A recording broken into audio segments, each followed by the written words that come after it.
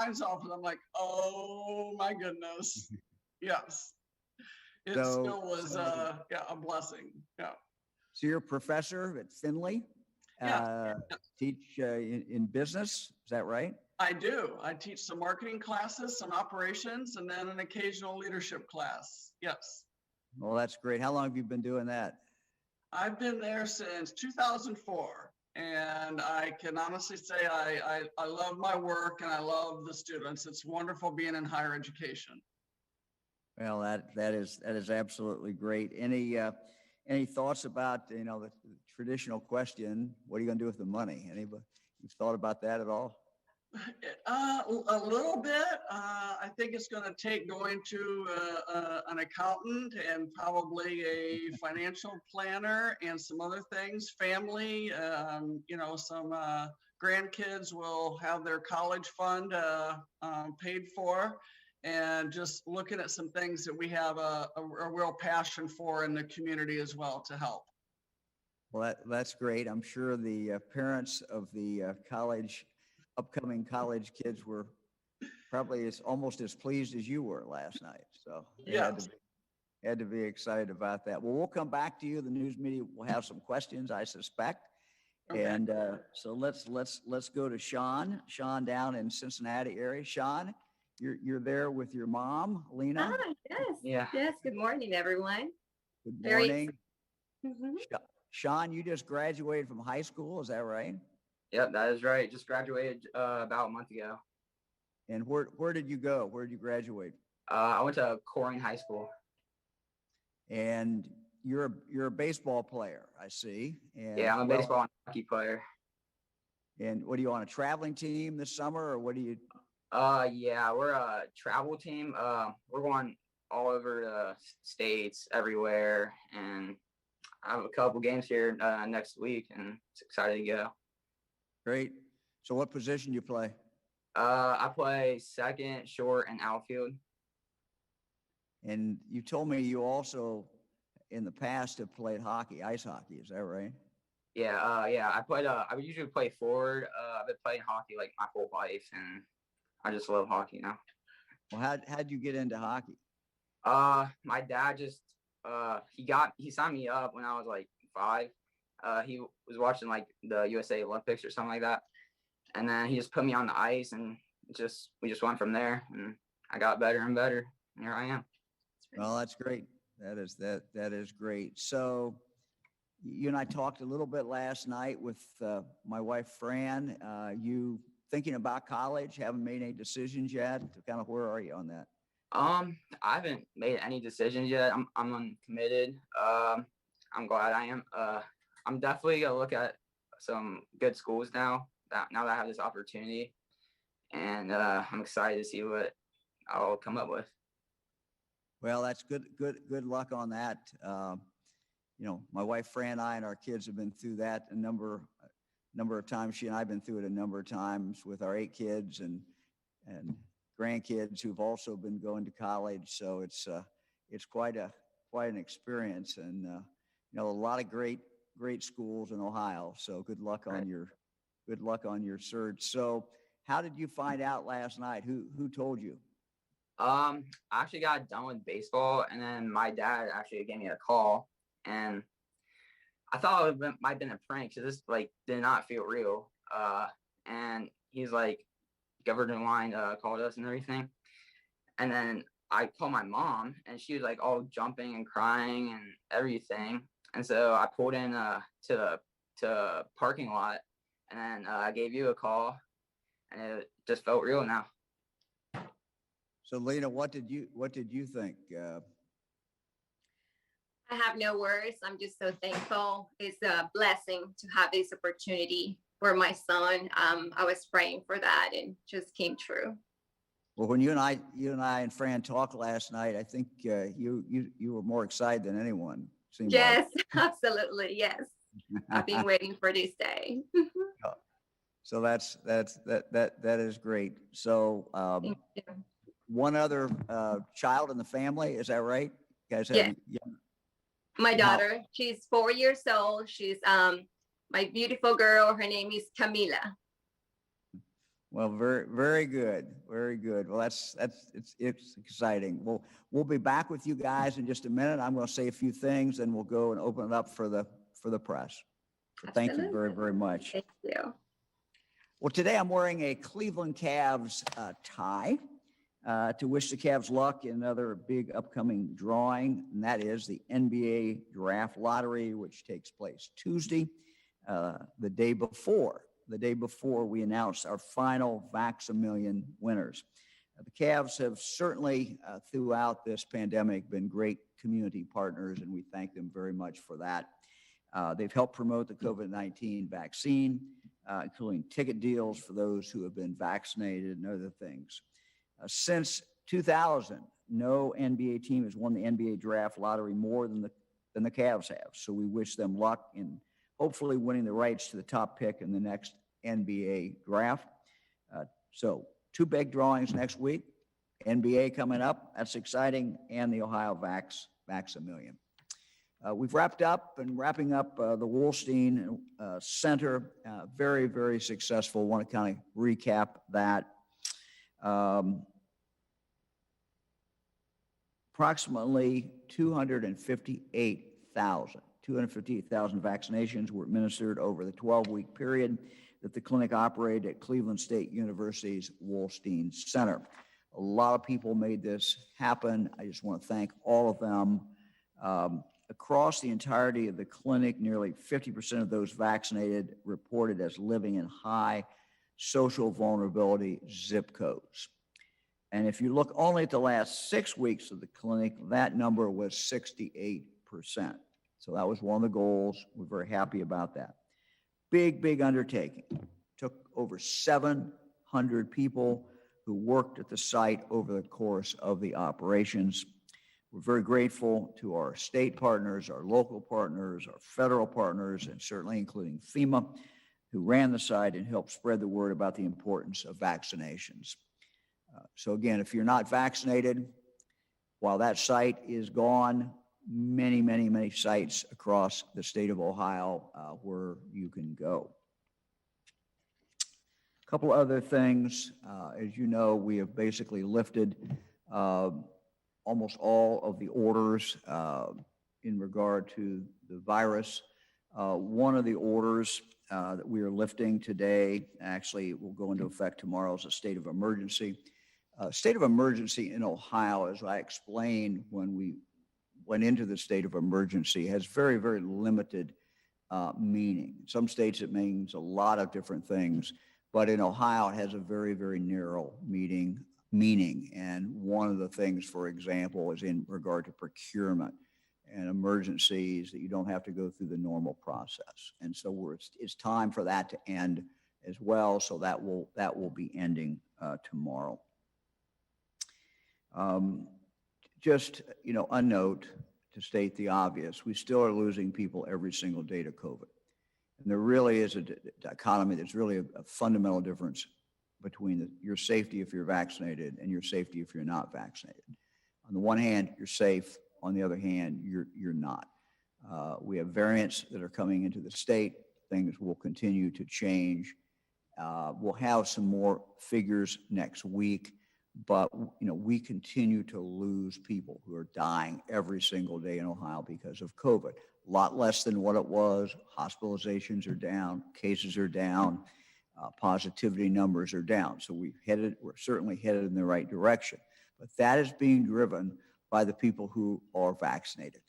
And the people who are not vaccinated still run a very, very significant risk. We'll have more specific details as we drill down. The death rate, for example, those report very late, and we're trying to get a kind of an understanding of that, and we'll share some of that with you next week. Again, in regard to the orders, I want to talk a little bit about nursing home visitation as well as visitation in our assisted living. So we have been permitting visitation in our nursing homes, assisted living since the summer of 2020. the summer of 2020 last year.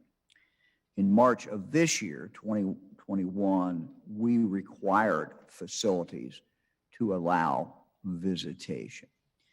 We are now at the point where the state needs to stand back in regard to visitation.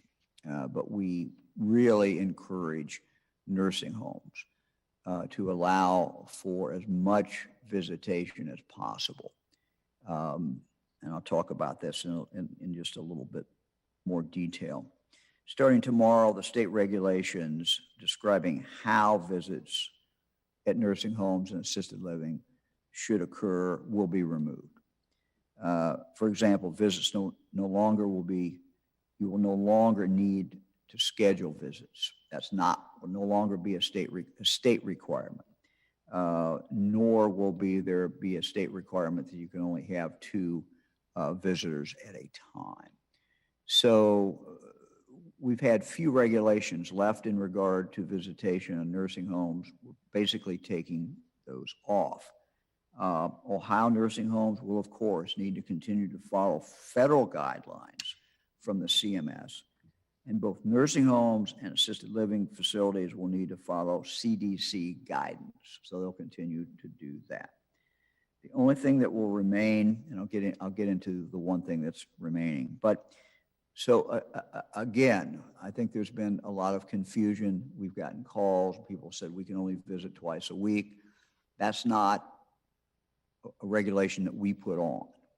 Those nursing homes are making that decision. So we're making it very, very clear that beginning tomorrow, if the nursing home where your loved one has regulations, that is up to that nursing home. That is not something that we are imposing on that nursing home. Now, they'll have to follow whatever federal guidance is. If they're a nursing home, assisted living, they'll have to follow CDC guidance. But as far as what the state is doing, we are encouraging, unless there's an outbreak, we're certainly encouraging visitation. We're encouraging people to have the opportunity to go visit their loved ones. The only thing that will remain is the testing of employees. So we will continue the testing of employees twice a week, but that is only employees who are not vaccinated. If you're an employee in a nursing home and you are vaccinated, the state is not requiring any testing. But if you are not vaccinated in a nursing home and work there, you will continue to have to be tested twice a week. We're doing that because of the unique nature of the nursing home and assisted living. These are congregate care settings. These are people who many times are medically compromised. And we are still seeing new cases in nursing homes. The numbers are dramatically down. We've been able to take them down. We're providing free the testing. We're putting the vaccine in the nursing homes for new people who are arriving. So we're doing absolutely everything we can to keep these numbers down. We're still seeing 80 or so new cases a week in these nursing homes. And by and large, this is being brought in by unvaccinated staff. So that is the challenge. And so we'll continue, for the time being at least, continue to require the vaccination of the not require vaccination, misstated that. We will require the testing of those employees who are not vaccinated. If you're vaccinated, you will not be required to test. Ohio Department of Aging will be hosting a series of webinars starting tomorrow morning to ensure facilities across the state have access to all the information and resources necessary for safe and healthy operations. More information about these webinars can be found on the department's website at aging.ohio.gov. That's aging.ohio.gov. We have sad news from the Ohio Department of Rehabilitation and Corrections. They're mourning the loss of one of their colleagues who has died of COVID. Correction Officer Christopher Jones, who worked at Northeast Ohio Correctional Center in Youngstown, died last Thursday after being diagnosed with COVID-19. He had worked for the prison system for around 2.5 years. ODRC director tells me that he was an avid sports fan. coached youth football for the Austintown Little Colts. His coaching career spanned at least 20 years. His mentoring impacted so many young people. So we mourn his loss. Our prayers go out to the members of his family. Finally, a little bit on data. Eric, if you can put that up on the screen. We've been seeing increasing numbers of people being vaccinated, but obviously we still have a ways to go. So just to share the numbers that are now on the screen, to give you a snapshot, and we'll try to do this once a week so everyone can see it.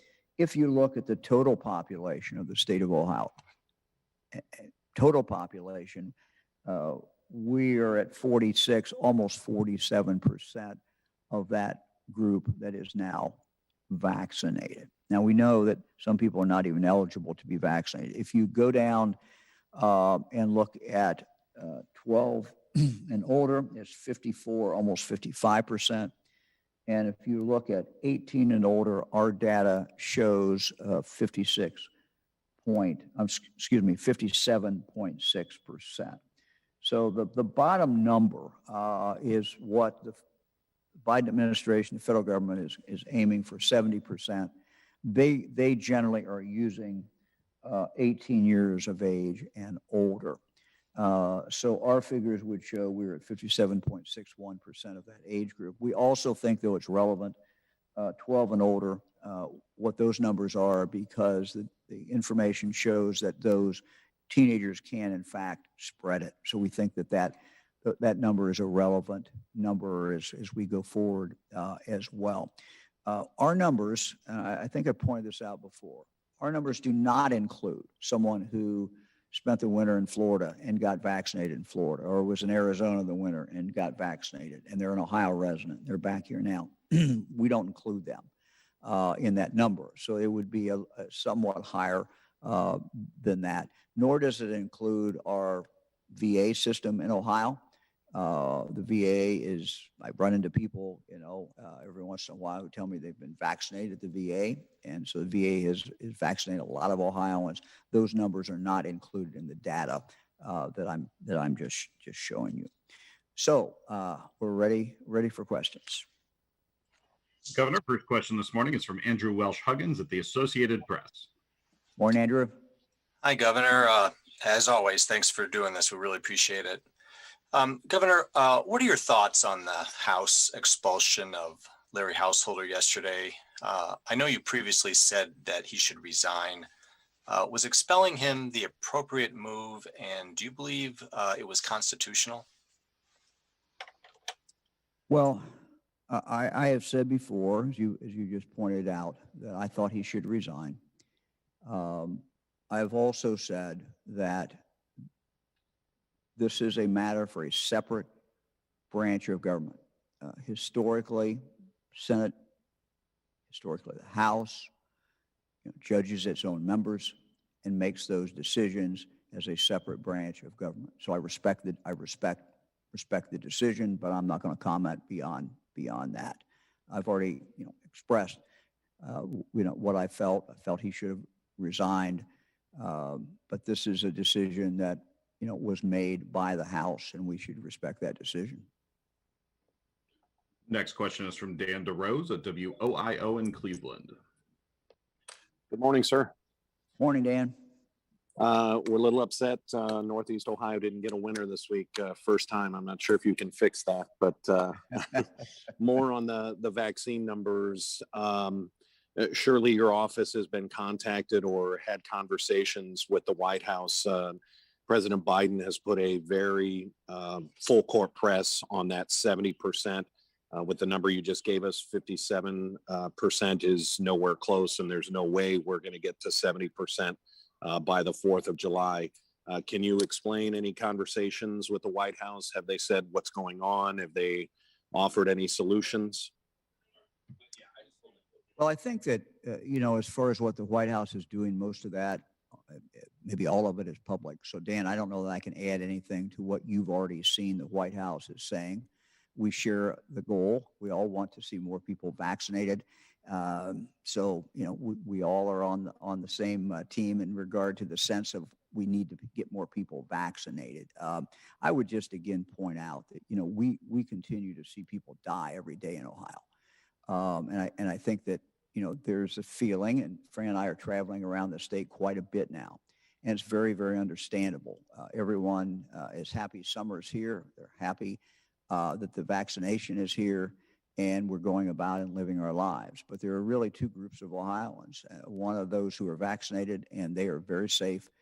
The other is Ohioans who are not vaccinated. And those who are not vaccinated still are running a significant risk. Our numbers are down.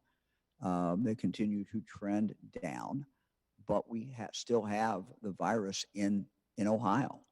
And, we're losing. I looked at some numbers today, and the deaths come in late, very late sometimes. I mean, what we reported this week, I think some of those deaths were months ago. And we can't control that. This has what to do with, what coroners are doing and how it's reported. So what I've asked our team to do is to drill down and kind of tell us how many people we're losing now. And, I looked at some preliminary figures, and these are not final figures, and we're going to give you better data next week. But, my quick look at this morning would indicate we're losing 10 people a day still. So, roughly. And so, again, the reporting comes in late. We're doing better than we were. We're losing fewer people. We got fewer people in the hospital. All the things are good, but we still are losing people every day.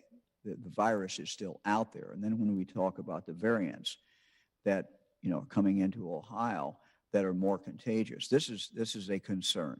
More contagious and dealing with people who are unvaccinated. And if you look at the counties, and we list the counties, everybody can go look at the counties and see what percentage of your county is vaccinated. If your county is down in the low range of vaccination, obviously the odds of it spreading in that county and someone getting it and getting sick are greater than if you're in a county where the vaccination rate is much higher. So those are concerns, that we share.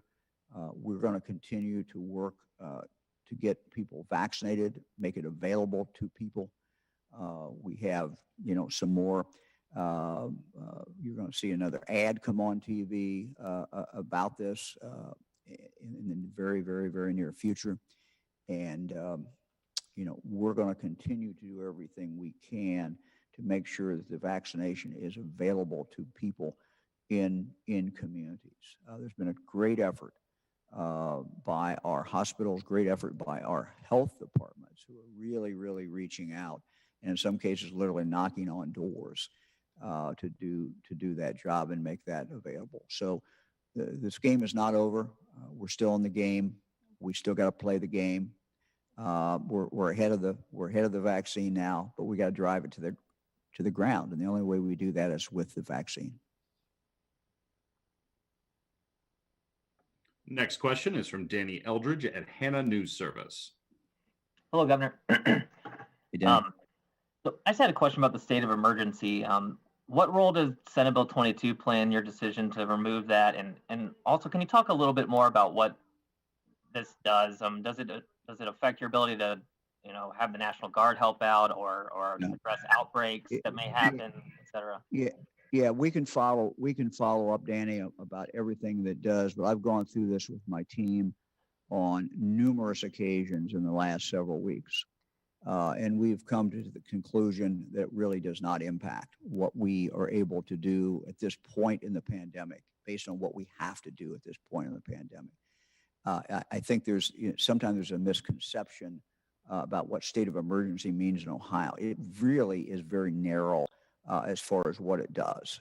And from a practical point of view of what we were doing daily early on in the pandemic, mid-time in the pandemic, procurement, purchasing, waiving those rules so that we could get stuff in here now, whether it was PPE or whatever it was, that was really significant. But now we're at a very different stage of the pandemic. And so I think what most people focused on was the mask orders. We've already dealt with that. We've dealt with most other things. This is kind of the last thing to be dealt with. And, look, you ask about the date that the legislature has set and what they did with their legislation. As I've said before, I kind of take the world as I find it and deal with it. And, it's a fact, but it's also, frankly, time. We could not find a really significant reason to continue to do this. And so, we want to announce that tomorrow. I think the visitation at nursing homes is something that will impact people's lives more. And again, I would just say that unless a nursing home has a reason, to be really restricting visitation, and it's up to the nursing home, but, we know that people need to be visited. They need to see friends. They need to see family.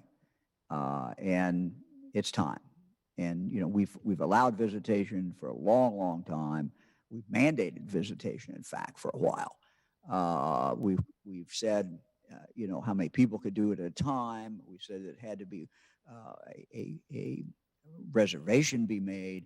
We're removing those. And so it's just to that nursing home right now. And that's just between the patient and the nursing home, and it's between the family and the nursing home at this point. Next question is from Jesse Bulmert at the Cincinnati Enquirer. Hey, Jesse. Hello. I had another question about the state of emergency. How will this affect the extra food assistance that was provided to Ohioans? We have $125 in emergency allotments in June. Yeah, Jesse, you're breaking up. I got to the point of how well it will affect, and I can't get the rest of it. So if you could repeat it or. Yeah, I guess my question was about the emergency food assistance that was provided to Ohioans during the state of emergency. I don't know. Dan, can you repeat it if you're hearing it? Yeah, she's asking about any emergency assistance that was related to the state of emergency and if that will be affected by this. We do not believe it will be, based upon our discussions with the federal government. So we've gone through those. Happy to go through them. Our team offline can with you, but that's a very good question. We looked at that. We wanted to make sure that taking off this emergency did not impact that, and our team is convinced it does not. Next question is from Talia Naquin at WJW in Cleveland. Governor, I wanted to ask about the numbers. Since the Vax-a-Million was announced, it looks like about 489,000 people have been vaccinated. Did you have a goal for, aside from getting the most people vaccinated, do you have a goal? Does that exceed what you were hoping for when you announced it? Yeah, I did not have a number in mind. We know that every person that gets vaccinated, it saves lives and it makes it easier for us to get back to normal. So we know all the reasons why we needed vaccination. I felt that this $1 million, the Vax-a-Million plus the scholarship would incentivize people to get vaccinated. I thought it would also speed it up, that some people who ultimately might have got vaccinated or would have gotten vaccinated would do it earlier. The first 2 weeks were phenomenal. It certainly has leveled off, and but that's pretty much what we would have expected. We would have expected the real impact to come quickly. That first week, big. Second week, big, and then tailed off from there. So we got the real impact the first couple of weeks. Now, look, we'll never know. We're still having people sign up. Even after last night, after publicity about the fourth drawing, we had more people signed up, and that will continue. We encourage people to get vaccinated. They got one more shot, one more opportunity. Get vaccinated, sign up by midnight Sunday night. So it continues to impact people, we're sure, but it's frankly hard to quantify. But yes, I'm happy, very, very happy with the way it's turned out. Next question is from Sarah Arthurs at the Findlay Courier. Yes, thank you. My question is for Suzanne. Hancock County has been lagging to some extent the state average in terms of the percentage of people getting vaccinated. I'm curious why it was important to you to get vaccinated and what conversations you've maybe had with friends in Findlay, Hancock County about the importance of being vaccinated.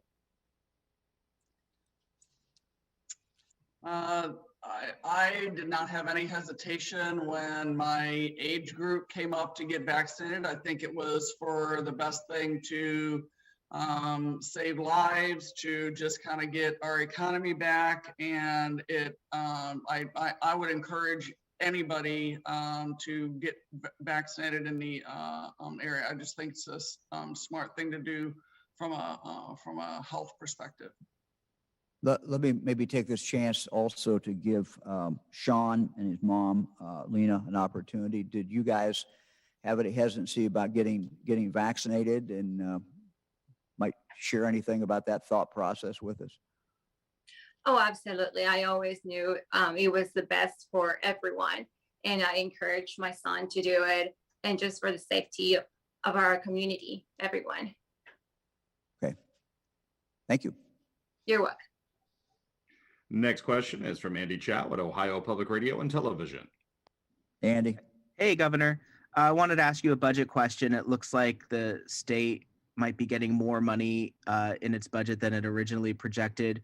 How do you see that impacting the budget process? What do you want to see? Where do you want to see that money go? Where do you not want to see that money go?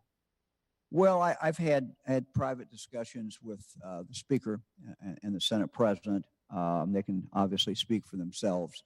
But your question is to me, and let me just say that, you know, we were very conservative when this pandemic hit, fiscally conservative. We cut back on spending. We froze hiring of new employees. I think it was clearly the right thing to do. I think that we must look at this money as one-time money. When our budget director, Kim Mernix, gave us the numbers, this is additional money, but we believe it's one-time money. This has been a very, very unusual period of time.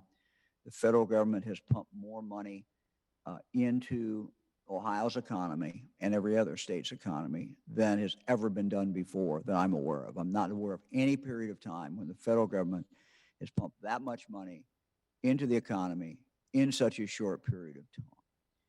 So that is a one-time occurrence. We are seeing an increase, for example, in revenue on sales tax.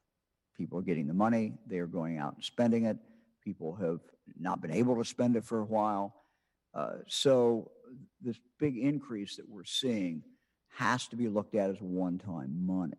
And therefore, we need to be very conservative with it. We need to be very careful with it. We don't have to spend it all. We do not have to spend it all. This has been I don't have to tell anyone who's watching this that this has been a once in a lifetime or once in 100-year upheaval in not just in the economy, but in people's lives. I don't think we know how this story really plays out, particularly from an economic point of view, jobs point of view. There is a concern that I have about inflation. We're pumping a lot of money in. The federal government pumped a lot of money in. And what is this going to do with inflation? What does this do with the cost of goods? What does this do with the cost of delivering services in the future? So when we look at this, quote, extra money, this extra $3 billion, I think we have to be very, very conservative in how we spend it. In fact, not spend a lot of it, and maybe not even spend the lion's share of it.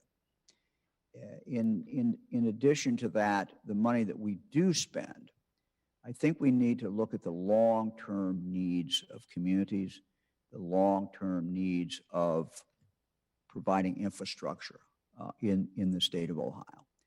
So taking that money and putting it into what will be a cost in the future, cost that we know we're going to have, I think is very, very important.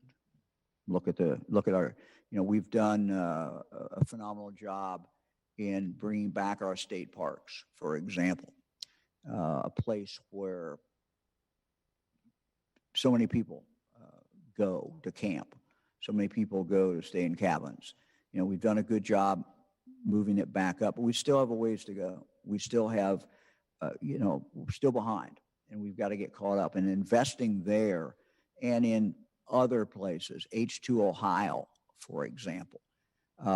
These are all possibilities of where we know we're going to need to spend money in the future. And if we could spend some of that money now, when we have, inflation's lower, and it really is an investment. So I believe in taking this, quote, extra money, which is one-time money and must be looked at as one-time money, and investing it, either hold on to it, kind of bank it, so to speak, or putting into things that we know we're going to have to spend money on in the future, getting it maybe at a lower cost today, and building our infrastructure back up. It goes really to the quality of life. It goes to being prudent about how we spend this money. So those are just some ideas, my personal ideas. Don't speak for the legislature. Legislature has to act. This is something we all have to work on together, and we are working on it. But those are just some thoughts about this extra money. It's a good problem to have, but we have to be responsible about it. Next question is from Laura Hancock at cleveland.com. Hey, Laura. Hello, congratulations to the winners. I just had a kind of a question, Suzanne, on your Finley faculty profile. It says Chris. Is that like a nickname or? And then I was also wondering, Governor, do you know how many nursing home staff percentage-wise are vaccinated, or how many are not? Any kind of numbers like that? And then for both of the winners, I was wondering if you could talk a little bit about if you have had COVID, if you know anybody who got sick with it, anything like that. Thanks. Okay, I'll take it. I'll take the first one. We'll get you good numbers in regard to the percentage of staff that's been vaccinated. I think it is somewhere in the area of 55%, but it really varies. Some nursing homes it's very high. Some nursing homes it's very low. But we'll try to get you the best numbers. I know that the federal government is now requiring reporting, so those numbers should get better. But we'll give you later today, as soon as we can put them together, the best numbers we can that we have available, and we'll make that public for everyone. So maybe we'll start with you, Suzanne, in regard to questions that Laura had. Yes, Laura, my full name is Suzanne Christine. So yes, I go by Chris, but driver's license, other things are labeled as Suzanne. And I don't remember your other question. Just if you have COVID or anyone close to you, any experiences with the virus? I did not have COVID. I think the university and a lot of the measures put in place were very helpful for that. But I do have one good friend that got COVID and has long-term COVID, and then other people that I know, either friends or colleagues that got COVID as well. So actually, I know two people that have long-term COVID, and they were, one in particular was a very healthy individual. And so I think this virus was to be taken serious. Sean and Lena, you want to answer the question in regard to, do you have anybody in your family who've had COVID, or anybody you know, any experience with it? Absolutely. I actually had COVID during Thanksgiving. My sense of smell, taste, everything was gone. That was very frustrating for me. Symptoms of headache and just overall, it was very bad. but I was so anxious just to wait for that vaccine on my age group. I'm just very thankful that we have vaccines. So just. Great. Thank you. You're welcome. Next question is from Raven Richard at WCPO in Cincinnati. Hi, good morning. First things first, congratulations, Sean. We are all so happy for you. Yay, got somebody from Cincinnati. So now, Governor, I want to ask, so the lottery is ending next week. Do you guys have any plans for maybe more incentives after that, or more plans to get more people vaccinated? And also, I don't know if you guys have crunched the numbers, but is there a certain projection when you think we'll hit our goal? We're going to have some announcements after the vaccination. The last Vax-a-Million winners announced at some point. Not saying what day, but we'll have some different incentives. We also will be talking in regard to long-term goals in regard to how we're going to work with young people going back to school. We also, next week, will report to you in regard to exactly what we're doing with summer school, what we're doing in regard to boys club, girls clubs, basically the summer plan that's now already being carried out as far as vaccinations. So we will have more to talk about in the future.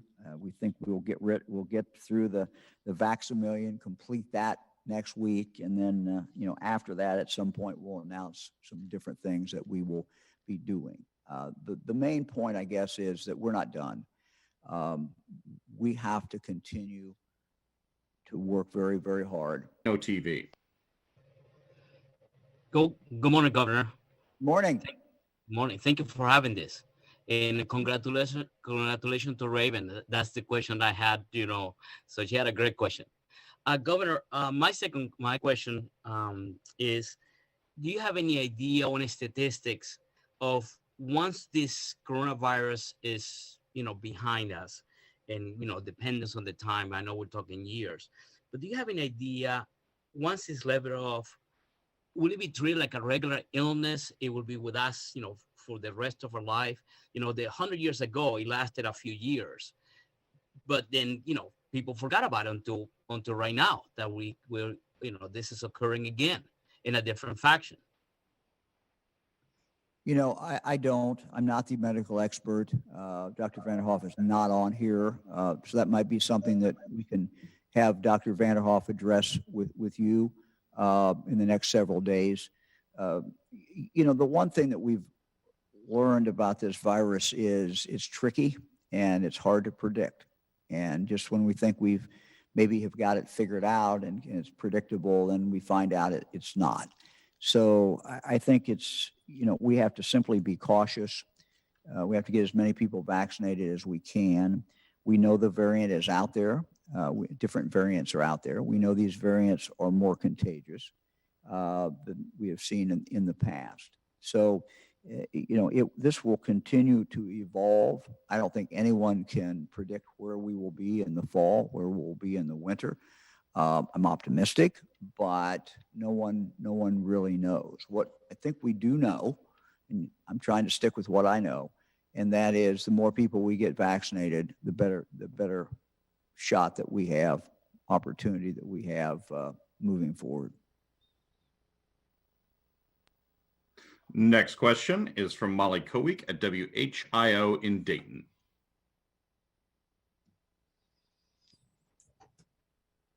Hi, Governor. We know that throughout this entire pandemic that vaccination rates in minority communities have lagged. What is the state's strategy moving forward to increase those vaccination rates? Yeah, it's been a high priority for the state. It's been a high priority for the 113 local health departments. It's been a high priority for everyone, our hospitals, our physicians' offices. So, we continue to work in this area on two different levels. One is availability. We never can do enough. we never can do enough to make the vaccine available, easily accessible to people. And so we continue to work on that. We also have an ad coming out that is aimed at the general population, but it is also aimed at our African American people of color population as well. So we continue to work on these levels.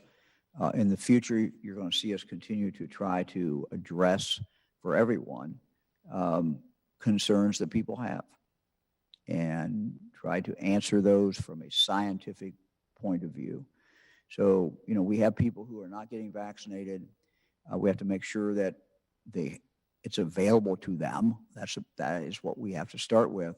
But we also have to work to address with people who are experts, people who are scientists, people who are experts in medicine about some of the concerns that are expressed out there on the internet. So we will continue to do that. And next week, when we talk about where we're going during the summer, what we're doing already in the summer, where we kind of preview of what we're looking forward to do in the fall, we will specifically also talk about what we're doing in regard to people of color to make sure that, you know, we can do everything that we can to get those numbers up as well. Governor, next question is the last question for today, and it belongs to Jess Harden of MahoningMatters.com. Hi, Governor. Thanks for taking our questions today. So I have another budget question. The bill includes language that provides a process for the 3 school districts under state takeover academic distress commissions to regain local control. And I was wondering, you know, what your thoughts are about the process outlined in that bill, and if you support that provision. Yeah, I know that there is that in there, but I have not looked at the language, nor have we analyzed the language. I'll restate my basic principles without commenting on that language, because as I said, I've not looked at it. You know, I understand the great desire of communities through their elected school board to be able to control their own schools. That's a basic principle in Ohio that's very, very, very ingrained and very important. We also have a principle that we cannot abandon, and I refuse to abandon any children. We need to make sure that the state is doing what it needs to do so that every child has the opportunity to learn and to grow. So I'll look at that. We'll see what the House and Senate end up with when they come out of conference committee. But, you know, I'll be talking about that in the future. So I really can't give you any specific answer at this point, simply because I have not looked at the language. So thank you, everybody. Hope everybody has a good day and a good weekend. Thank you.